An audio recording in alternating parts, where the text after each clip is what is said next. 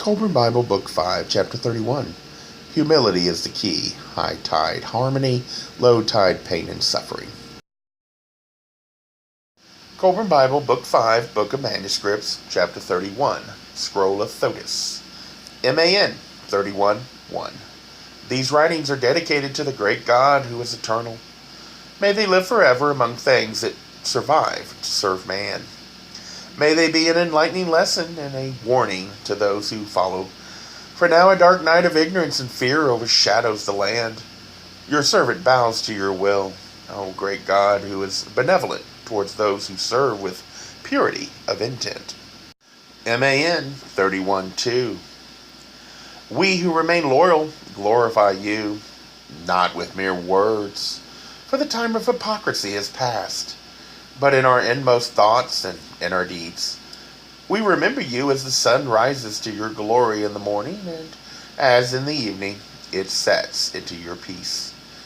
Teach us that there is joy in being your servants. Keep us under your protecting wing. MAN 31:3. Great Spirit who made the Nile to flow, the great water which never wearies or ceases from its journeying. Its movement is as everlasting as the wind. May the stream of my life be filled to overflowing with the waters of righteousness. Loose the shackles of wickedness which hold me captive.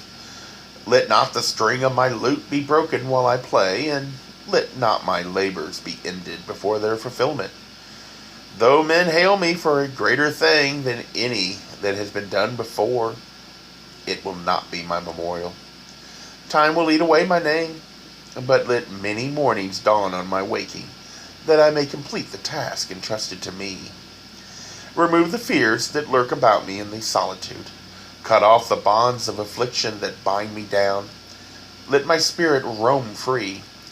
We, who remain loyal, know your laws and the great law, which is as firm as the hills of immortality. In the days to come, great songs will be sung unto you, even as they were sung in the days of old. MAN 31:4. The priest can no longer be held in restraint by motif, and dark days threaten us. It is a time of foreboding, yet there is peace throughout Camus. The state of men in high places is such that the beauty of truth has to be concealed from them, lest they profane even her purity. Under the shelter of her mantle, even those strengthened by the vision seen in the eternal chambers are liable to lapse into many wickednesses. They would say in their hearts, being one who is purified, I am safe. I can cleave the dark waters of evil as a seabird does the ocean, and rise all wickedness falling away from me as water falls from the back of the soaring bird.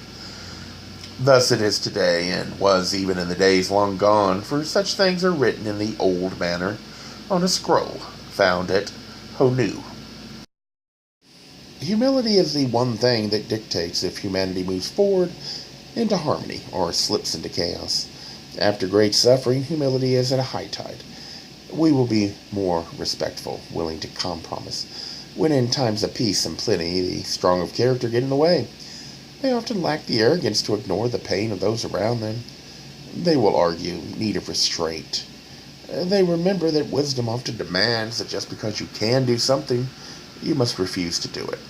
Since this gets in the way of selfish people who will promise everything, and many will flock to their banner. The selfish rise in stature, while the wise is hated, ridiculed for standing on principle, so they will decline. Humility is at a low tide, and arrogance has its day. This leads to resentment of those denied even their needs, while those of influence are awash in all they want and desire. War and turmoil will need to come before humility rises again. Sadly, the arrogant rarely understand their actions lead to their own downfall. While they might get lucky to die before the bill is due, those who follow blindly will pay the cost. As for you, a price will be paid, even if your victims will be unable to witness it. All debts are settled one way or the other.